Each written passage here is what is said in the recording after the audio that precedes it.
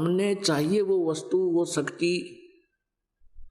जैसे कोई वैद्य था, वैद्य, और वो वैद्य बहुत ही अच्छा था, नब्ज देखकर रोग की पहचान जान लेता था, बड़ी अच्छी जड़ी बूटी देकर स्वस्थ कर देता था, वेल नोन हो रहा था। फिर उसकी मृत्यु होगी, और यदि मृत्यु के उपरांत उसकी स्टैच्यू बनाकर, मूर्ति बनाकर मंदिर बना दिया उसके ऊपर, वो तो उसकी यादगार है कि ये भूल ना पड़े कि ये ऐसा महापुरुष था। अच्छी बात, अगर ऐसी बना लिया तो कोई दिक्कत नहीं, उसकी याद बनी रहे कि ऐसा वैद्य था, ऐसे औषधि देता था।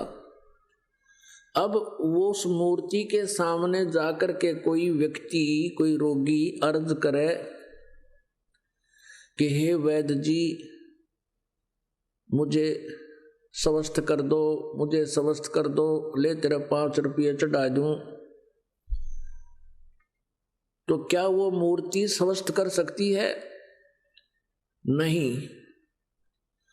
वैसा ही वैद्य ढूंढना पड़ेगा, खोजना पड़ेगा अपने, कहीं पर वो दवाई दे रहा हो, नब्ज देख रहा हो, तो तब आपका रोग नाश होगा।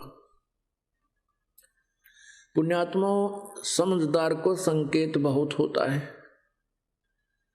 कहीं पर भगवान विष्णु का मंदिर है, कहीं पर भगवान शंकर जी का मंदिर है, कहीं पर माता दुर्गा का मंदिर है, और कहीं पर अन्य महापुरुषों और देवों का मंदिर, यानी उनकी तस्वीर भी लगी हुई है, चित्र लगे हैं, स्वरूप लगे हैं, उनके स्वरूप हैं। और वो स्वरूप हमें याद दिलाते हैं कि ये महापुरुष, ये भगवान कितनी शक्ति युक्त है और ये क्या लाभ देता है। लेकिन उन मूर्तियों के सामने उस वैद्य की तरह प्रार्थना करने से वो भगवान वहां आपको कुछ नहीं दे सकते। परमेश्वर कहते हैं, पर्वत पर्वत में फिरा, कारण अपने राम, राम जैसे संत मिले हैं, जिन सारे सब काम। अपने आत्माओं, जैसे इस अमरनाथ की स्थापना कैसे हुई, इसके पीछे एक कथा है कि माता पार्वती जी के 107 जन्म हो चुके थे, वो मर रही थी, फिर कहीं जन्म लेती थी, और भगवान शिव से ही उसका विवाह होता आ रहा था। 108वां जन्म था पार्वती जी का। उधर से भगवान शिव जी क्या करते थे, वो पार्वती जी से इतना प्रेम करते थे अपनी पत्नी से, उनकी मृत्यु के उपरांत वो उनके कंकाल को, उनके सिर को निकाल लेते थे, और उनके प्रेम में उसकी याद को ताजा रखने के लिए एक माला बना ली थी, गले में डाल लेते थे, और या अपने कहीं मकान, अपने महल की खुट्टी पर टांग देते थे, उनकी याद में रोते रहते थे। एक दिन नारद जी आए, पार्वती जी से कहा कि हे माता, आप जन्म और मृत्यु के कष्ट से कितने दुखी होते हो। भगवान शंकर जी के पास, शिव जी के पास एक अमर मंत्र है, यदि वो आपको वो मंत्र दे दे, जाप करने का एक नाम है, आपका जन्म और मृत्यु समाप्त हो सकता है। पार्वती जी ने कहा कि हे ऋषि जी, आपकी बातों पर मुझे विश्वास नहीं हो पा रहा, क्योंकि भगवान शिव जी मुझे बहुत प्यार करते हैं, मेरे पति हैं, और इनके स्वभाव और इनके उदार स्वभाव से मैं खूब परिचित हूं। ये मेरे लिए अपनी जान भी दे सकते हैं, और वस्तु का तो कहना ही क्या। फिर आप ये कहो कि इनके पास कोई ऐसी वस्तु है और वो मुझे नहीं देते, नहीं दी आज तक, मेरे से छुपा ली। मेरा बात जची नहीं और मेरी जन्म मृत्यु का भी मुझे ज्ञान नहीं। तब भगवान नारद जी ने कहा कि माता, ये जितने भी गले में भगवान ने ये शीश, ये रूंड टांग रखे हैं तेरे खोपड़े, ये तेरे ही है। 107 तो ये टंगरे खुट्टी पे है और 108 माप वर्तमान में है। और भगवान शिव जी के पास एक बहुत ही अच्छा मंत्र है, वो आपको देंगे तो आपका कल्याण हो जाएगा।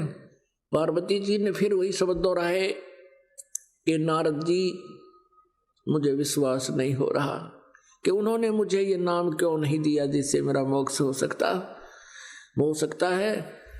ऐसा भगवान नहीं कर सकते, मुझसे कुछ नहीं छुपा सकते। तब नारद जी ने कहा कि अभी तक आप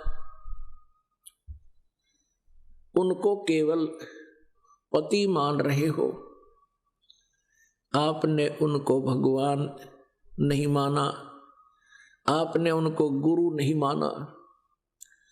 जब तक आप अधीन नहीं होगे तब तक वो आपको ये वस्तु नहीं देंगे। अभी तक तो आप उनको एक पति मानते हो और कभी कभी डांट भी लगा देते हो, और इस अनमोल वस्तु को लेने के लिए आपने बहुत विनम्र स्वभाव अपनाना होगा।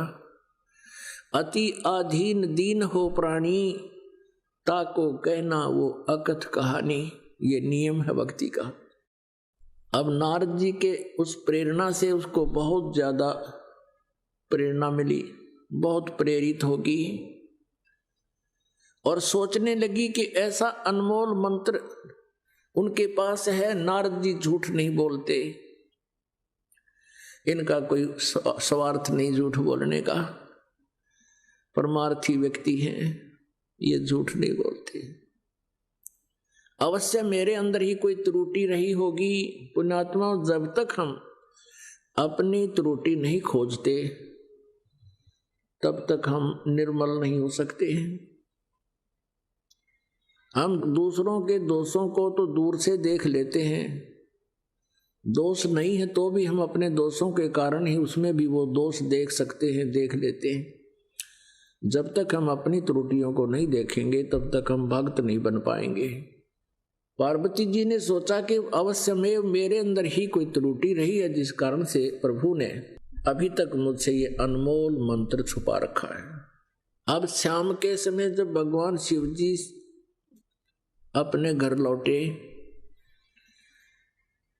तो पहले तो आते ही जैसे पत्नी जैसा ही व्यवहार किया करती थी। आज बहुत देर से आए जी, कहाँ थे अभी तक, इस तरह की 100 बातें होती हैं। ये अंडरस्टूड आप जी को पति और पत्नी का कैसा व्यवहार रहता है। उस दिन एक विशेष परिवर्तन देखा शिव जी ने कि पार्वती जी उनके चरणों में गिर गई और फूट फूट कर रोने लगी। भगवान शिव ने कहा कि पार्वती, तेरे को किसने क्या कह दिया, मुझे बता, उसका अभी ठीक करता हूं उसको। पार्वती जी ने कहा कि आपके रहते मुझे कौन कह सकता है प्रभु, लेकिन मुझ अबला से कोई भूल बनी है। हे परमात्मा, आपने मुझसे एक अनमोल वस्तु छुपा रखी है। आप मुझसे इतना प्यार करते हैं, क्या मैं जब मरती थी आप दुखी नहीं हुए होंगे?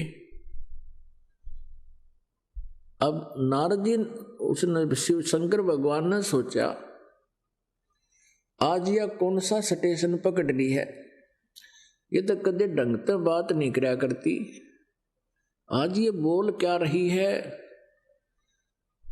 तब कहा पार्वती जी ने संक्षिप्त में सारी कथा सुना दी है। भगवान आपके पास अनमोल मंत्र है, मैं 107 बार मर चुकी हूँ, ये शीश मेरे ही हैं, आपने कभी नहीं बताया। मेरे में कोई त्रुटि रही होगी, मुझे बालक समझकर माफ कर दो, मुझे वो मंत्र दे दो। हाँ, भगवान शंकर बोले पार्वती ये तेरे सतर की बात नहीं, नो बता तेरे को कौन मिला ऐसा भगवान आत्मा, तेरी बुद्धि बदल दी उसने। ऐसा कौन भी दाता मिल गया जो तेरी बुद्धि बदल दी? किसने बताया तेरे तो ये बात? तो पार्वती कहने लगी नारद जी आए थे और उन्होंने मुझे ये सारी कहानी बताई।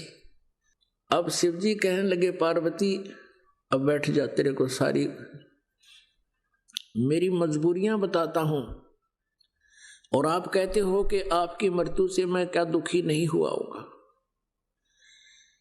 एक बार राजा दक्ष के घर पर पार्वती अपने पिता के घर पर हवन कुंड में जल कर मर गई थी।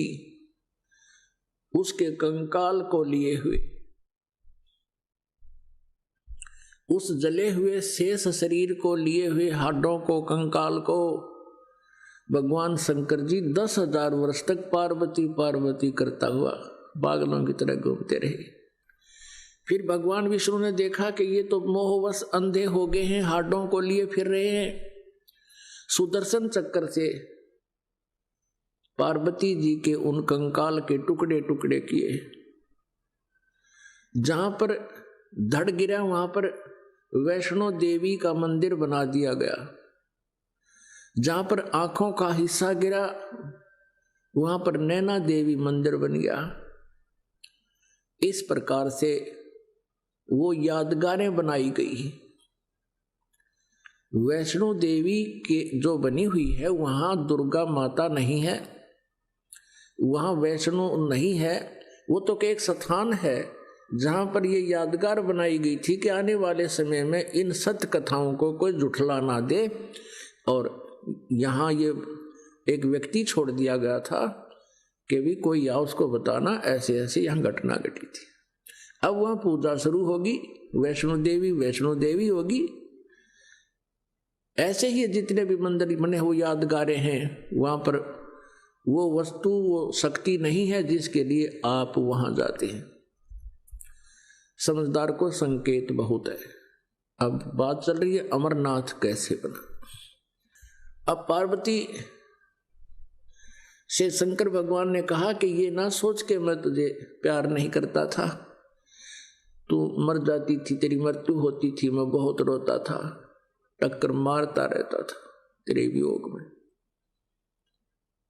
तब पार्वती जी ने कहा कि हे भगवान, और साथ में ये भी शंकर भगवान ने कहा कि ये सभी सिर तेरे, ये जो टांग रखे हमने, तेरे सिरों की माला बना रखी है, जब तक तू दोबारा मुझे प्राप्त नहीं होती थी तब तक मैं इनको देख देख कर रोता रहता था। तो पार्वती जी ने कहा कि हे भगवान, आपके पास ऐसा मंत्र है जिससे मैं अमर हो सकती हूं, और वो क्यों ना दिया आपने भगवान? मैं मरती ही नहीं, आप इतने कष्ट उठाया आपने। पुण्यात्मा,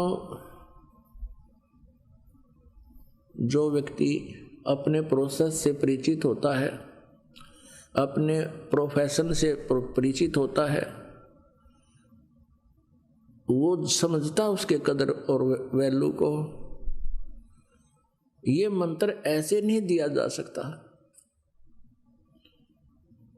तो भगवान शंकर ने कहा कि पार्वती, अभी तक तेरी आत्मा में इस मंत्र की चाह नहीं बनी थी, इच्छा नहीं बनी थी, प्रबल इच्छा नहीं।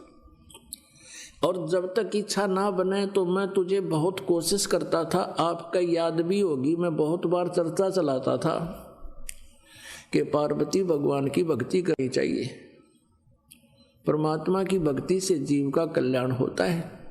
लेकिन आप तो मेरी एक नहीं सुनती थी और क्या कह देती थी कि मुझे भक्ति की क्या आवश्यकता है, मुझे तो भगवान मिल गया। मैं भी चुप हो जाता था कि अब या आगे बात सुने नहीं। तो पार्वती, तो यहाँ क्या बताते हैं परमेश्वर कबीर देव जी, ये सब कथाएं हमें सुनाने के लिए, और निष्कर्ष क्या निकाल कर देते हैं, उसको सुनोगे तब आपकी आत्मा गदगद होगी। ये कथाएं तो आपने सुन रखी हैं, लेकिन तत् नहीं निकाल पाया कोई संत। कबीर परमेश्वर की रजा से इस दास पे कृपा हुई है।